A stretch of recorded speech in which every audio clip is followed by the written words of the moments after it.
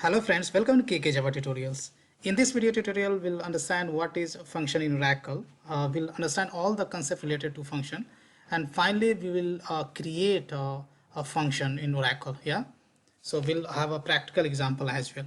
So let's start. Uh, Function is a subprogram which is used to compute values, and in many respects, function is similar to a procedure. Function also take arguments and can be in different modes, right? So there is possibility you can create a function without taking any input parameters or input parameters as well. Yeah. Now function also can be stored in the database. It is a PL SQL block consisting of declarative, executable, and exception handling section. Yeah. So function has a basically three parts: declarative section, executable section, and finally you have an exceptional section as well.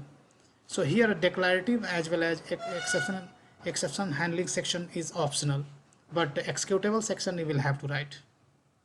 Now the main difference in the procedure and a function is that procedure call is a PL SQL block by itself, while a function call is called as a part of an expression. So function you can call as a part of expression, right? Like you have a various kind of function like count, sum, average. So these functions you can call in the SQL procedure itself, right? And procedure is a basically PL SQL block, right? PL SQL statement itself. Now as far as creation of a function, this is the basically general syntax to create a basically function. You have to write create or replace, then function keyword, then you have to write the function name. Optionally you can have one and many input or output parameter, and finally you have to write the return statement, right? A return, and whatever is the return type or data type that you have to write. And after, before starting the function body, you have to write either of the one word, either is or as. And in function body you have three sections: declarative, executable section, and exception handling section, right? So declarative as well as exception handling section is optional, but executable section you will have to write, right? So now here this is the one of the code snippet what we have given. So here when you write a create or replace, means if you have already existing function, then that will be replaced, right, as that function will be created, right? Now here you can see function, then you have to give the function name. You can have a zero or many more input and output parameters.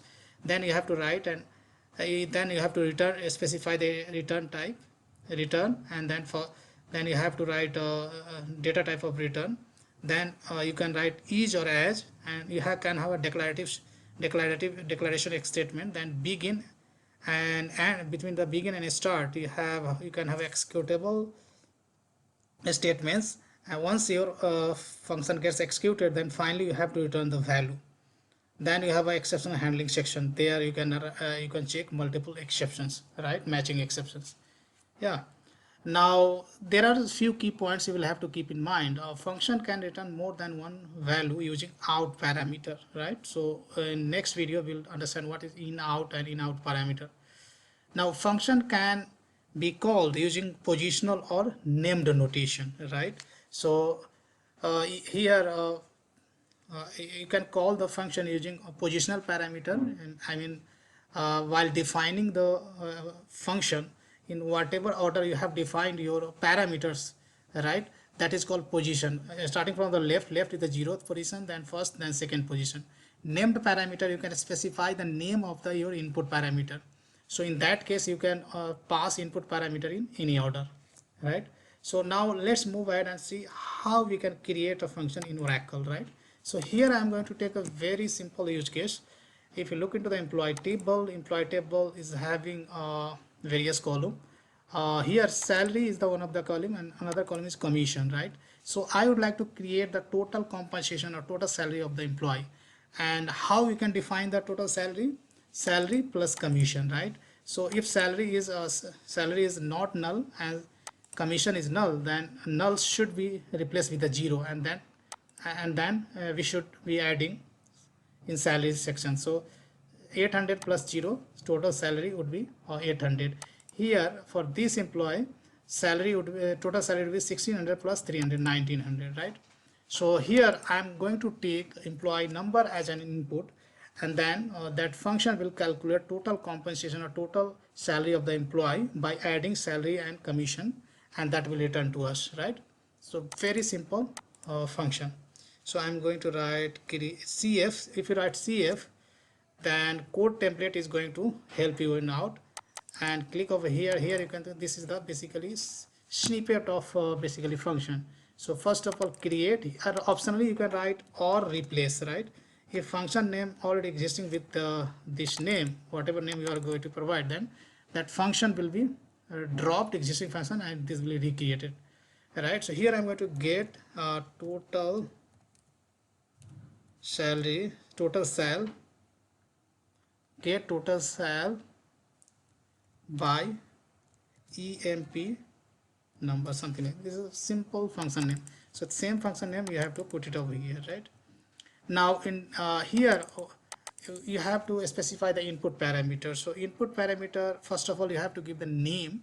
So I would say EMP underscore number, and here optionally you can give a input mode as in. This is optional. If you do not specify, still this will consider as a input parameter, and data type of the input parameter, that is nothing but the number. Yeah, so this in is optional. If you, even if you remove it, this is going to work, right? Now return type would be a number itself, so that I'm going to specify. Then here you have to specify either is or as. Then you have a declaration section. Declaration section, I'm going to declare one variable is called total salary. Yeah, and type of this variable would be number, and this number will have total 7 digits and 2 digits after decimal that can take.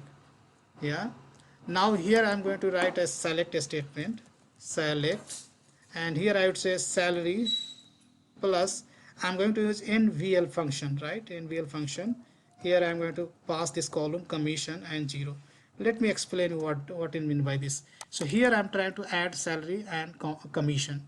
So to add a commission, I have shown you commission column may contain null values, but salary has some values in every for every employee. So NVL basically look into the commission column. If that is not null, that is going to return. If this is null, then null will be replaced with the 0, and that will be added into the salary, right? So after doing this calculation, I would like to put into this variable total salary, right, from employee, where employee number EMP number equals to whatever employee number is coming from the client, that I have to assign over here. Yeah, now we have to of course return this value. So function always returns the calculated value. A calculated value is nothing but total salary. Yeah, and that's it, we are done. Let's create this function. So if you look into the function, so there is only 2 functions as of now. If I run this, then saying that there is some invalid identifier. Why? Okay, employee number. Okay, this is employee number, column name is wrong, we had given, right? Now let's create. So saying that this function has been compiled means it is created. If I refresh my connection, then you'll see this function is created over here, right? This function is created here. Now I'm going to call this function, right? So to call it, let's run this function, see the output, what output is going to return. So I would write select, go to the here, and here I write select that function, and here you will have to pass the employee number 7369. This is the employee number I'm passing. Let's say return value is called as total salary, total